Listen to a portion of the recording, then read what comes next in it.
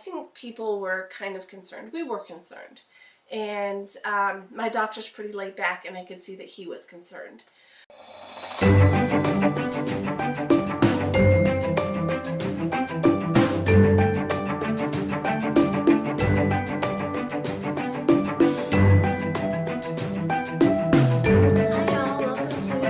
Second trimester pregnancy vlog, and if you have not gotten to watch the first trimester, you can go ahead. I just recorded that one, so you can go over some of the information by watching that video as well. Anyway, but moving on into my second trimester, as you know, I had a very tumultuous first trimester with finding out that we had a subchorionic hemorrhage and experiencing a lot of bleeding.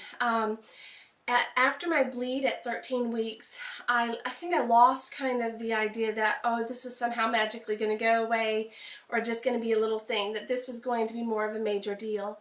And so I actually got online and started doing some research on what subchorionic hemorrhage was. Basically, we don't know exactly what causes them. There is a theory that at implantation, something tears a little bit in the chorionic layer, because a subchorionic hemorrhage is a tear in the chorionic layer. Mine would have been classified kind of between medium to large at 6 centimeters at 10 weeks. Looking back at my ultrasound pictures, compared to the sac and the baby, it was huge. Of course, I was kind of, I didn't know as much, and just because of how calm my doctor had been, which I appreciate how calm he was, but just because of how calm he was, I don't think that I actually realized all of the implications that can happen from a subchorionic hemorrhage. Some of the risks associated with subchorionic hemorrhages, there's the risk of placenta abruption, and also the risk of preterm rupture of membranes. Not just premature rupture of membranes, which happens, I think, after 37 weeks, maybe it's 34, 37 weeks, but like this is, you know, between, like in the second trimester where your membranes can rupture. And basically, if you rupture before 24 weeks, saving the baby becomes very difficult. You know, sometimes they can put you on hospital bed rest, and they can get you over to that point of being at 24 weeks, so the baby has that chance of viability. At 24 weeks, the baby has a 50% chance of being able to survive. At 28 weeks, that goes up to 90%. We did have another ultrasound at 15 weeks. Was really hoping with some of the things I was starting to implement with doing the kale and different things like that, that I would find out that the hematoma had shrunk from 6 centimeters to like 2 centimeters. I kind of like knew in the back of my mind it might not be all the way gone. Most of them resolved by 20 weeks. So I knew that 15 weeks, yeah, it might not be gone. But I had heard some miraculous stories with them being resolved within a week or two. So I was kind of like really believing and hoping for that. But instead, mine had grown. It was now 10 centimeters by 5 centimeters, which was very large. And at that point, I really started taking serious the need for modified bed rest, and that I really could not be lifting my children. I had been having people come in and help me occasionally, but a lot of times I was home alone with them. And as you moms know, you know, it's kind of hard to completely avoid being able to lift your child when you're alone with them. There are those moments and those times when they really need to be picked up. You know, as much as possible, I would ask my 20-month-old, you know, please climb on the couch and sit by me, or, you know, whatever it was. But at that point, my mother-in-law, she came over and she was just crying, and she was just like, you've got to let us take care of you. And I was bleeding again. I was still, as much as I was trying to rest, I was still doing too much. It's just really hard for me to rest. And she just pled with me. She basically came over and put me in bed. And I mean, I have to say that when she did that, my bleeding stopped within a day. I had been spotting bleeding for almost a week, and she came over and was like, just go get in bed. I'm going to take care of the house. I'm going to take care of the children. Please don't worry. You just rest. And it was not sit on your computer and type. It was just rest your mind, rest your body, please rest. So she sat down with me and we made out a schedule for the next week. It was very hard for me to come to this decision, but basically my sister-in-law, my mother-in-law, and my sister via the phone made out a schedule. And some days people were able to come over and be with the children, so they were still able to be here with me. But at least 3 times, sometimes 4 times a week, they were going away. And that was very, very hard for me.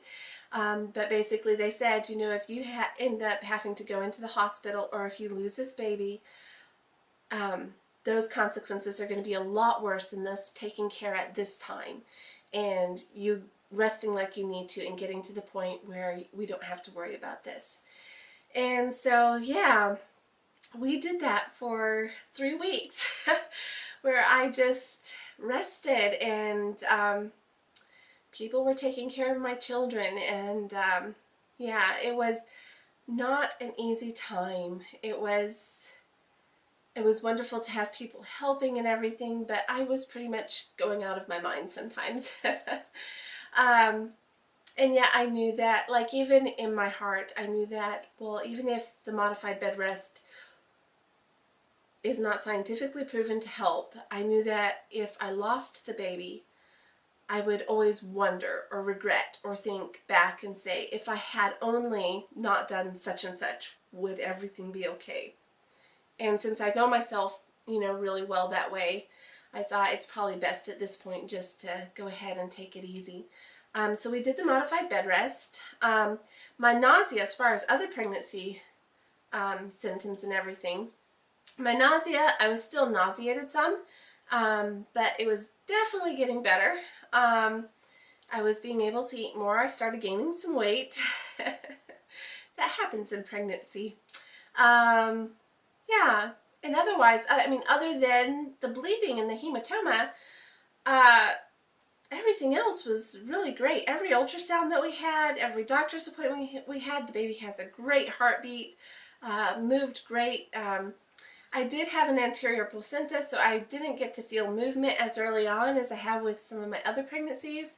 In fact, I would say that my first, like at this point, I'm 22 weeks and I can definitely feel movement, and that's been so exciting and so reassuring too, because like when you're going through something where you're not sure if everything's going to be okay, and I don't have a home Doppler or anything like that, when you don't have the ability to feel that the baby's moving and the baby's still okay, there's always that worry in the back of your mind. And so it's been like the last 2 to 3 weeks now that it's gotten bigger and that you know, the baby's moved into a position where I can feel her around the placenta.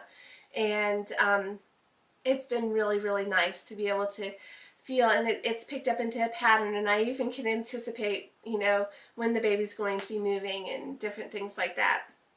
So that's been really good. I'm kind of talking about this some of this out of order. I need to go back because we did have our gender ultrasound at 19 weeks. I had a doctor's appointment at 18 weeks. And when he talked to us, at that point I had not been bleeding for 3 weeks. It had been 3 weeks since my last bleed. And the last bleed that I had, it did last a week. It was between spotting, so it would have been between, started around 15 weeks and ended around 16 weeks. It would have been between spotting, like some days I could just wear panty liners. And then some days I had to wear a full pad. But it would have been just light flow. And it was all brown. So it wasn't fresh blood. This was all old blood. So when I talked to my doctor, we were really hopeful that it was just my body cleaning out the hematoma actually. And so, yeah. So I went into my ultrasound my gender ultrasound it was a little more, it was like 19 weeks and 3 days. I was very hopeful. And sure enough, the hemorrhage had shrunk to 8 centimeters by 2.5 centimeters. And I know that 8 centimeters still sounds really big, but that's how long it is. And it's gotten to the point where it's only 2.5 centimeters thick. So gradually my body is working on reabsorbing this. And for us, this was just very relieving news. It's not getting bigger. It's not just staying static. It's actually healing. I know that like most hematomas heal by 20 weeks, but since mine was so large, I heard from my support group that sometimes they'll take 24, 28, 32 weeks to resolve, and sometimes they go all the way to birth. I'm really hoping that is not the case. Yeah, it also felt good the closer and closer I got to 20 weeks. And then when I got to that 20-week point, 24 weeks did not seem so far away. And I really at 20 weeks stopped doing the modified bed rest and just went back to, I'm still doing a modified lifestyle, but it's been really good. Some things that I did notice as I gradually was starting to increase my activity, my ligaments were just not used to holding everything up, and the pressure down low, like in my cervix, was incredible. Like sometimes I would think this baby's just going to burst out of me, and I actually had some days when I first started doing things where I ended up with some crazy contractions. They weren't necessarily painful, but they were very intense, and it kind of scared me to be having contractions that intensely at 20 weeks. So I tried to drink more water. I think part of the issue was that I was increasing my activity too quickly. And I think part of the reason was that, you know, when you're doing more, I had to be more mindful of drinking my water and getting my water in me. I still do try to sit down and rest at least 3 times a day. At this point, though, I feel like I'm almost back to my normal life. Like it's amazing, and it feels so good. There were so many times we thought we would never make it to this point, you know? And to make it to this point and to feel so good about it is just amazing. So, yeah, at this point we feel very positive. I still don't know. I know that my hematoma actually at that ultrasound that it has moved down to my cervix and it is no longer behind the placenta. So some questions I have for my next doctor's appointment that I want to ask my doctor is, well, does that mean that the placenta, like the risk of placenta abruption is gone? And like what, with where we're at now, what is the risk of the preterm labor or the preterm rupture of membranes? I would like to know some more about those items going on out. But really, for the most part, I feel very good at this point. To the point where we're ready to announce it on Facebook. We're going to get our gender reveal pictures taken, and when I do that, I'll post them on here too. I'll do a little gender reveal video and everything. But my husband and I just have a really good feeling. I mean, we don't want to be flippant or anything like that, but we really do believe that I'm going to make it to at least 37 weeks, 36, 37 weeks, maybe even further. I do have some fears regarding labor and delivery, and maybe I'll talk about those coming up. But yeah, so far the second trimester has been amazing. At this point, it's been 6 weeks since I've had any bleeding. And just to know that, like, as of 3 weeks ago, the hematoma had shrunk considerably. And so I really wonder if I had an ultrasound today, I mean, it might even be smaller than that. And I'm feeling really good. I feel really good. My energy's back. I'm just doing more with my kids. My kids are with me all the time now, and I'm being able to take care of them. My house, I still have a little hard time doing everything and keeping up with everything. But you know, I've learned to relax a lot more about things and not everything needing to be perfect and perfectly in place. So that's been good too. And so actually, I just want to go ahead and do a belly shot for you. So here is the belly at 22 weeks. I've gained 10 pounds. So yeah. Anyway, thanks so much guys for watching and listening to this, and I'm really excited. I'm excited to find out more at this next doctor's appointment. I'll definitely try to update you at some point. I probably won't do weekly updates. I'm not that good at making videos. But yeah, I will be trying to make some videos and keeping you all in the loop. Okay, hey, thank you very much. Bye.